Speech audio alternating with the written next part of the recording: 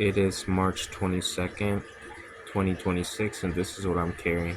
Taurus PT 740 Slim, some 6 mil nitro gloves, this Kodiak flashlight. By the way, I'm very impressed with this little flashlight. It's I've been carrying it for like a month, and it's really good. I'm really impressed. Gerber dime, the 5-inch pliers from Work Pro. This is a Swiss Army Victorinox Cadet, and this is some palm spray.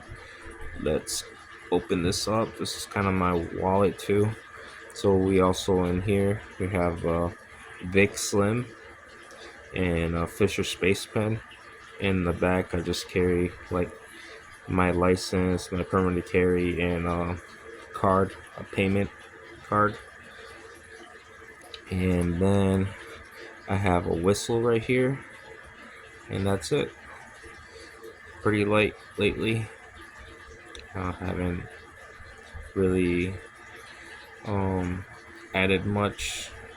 I've just been trying going the light carry since summer's right around the corner. Basically, spring and summer.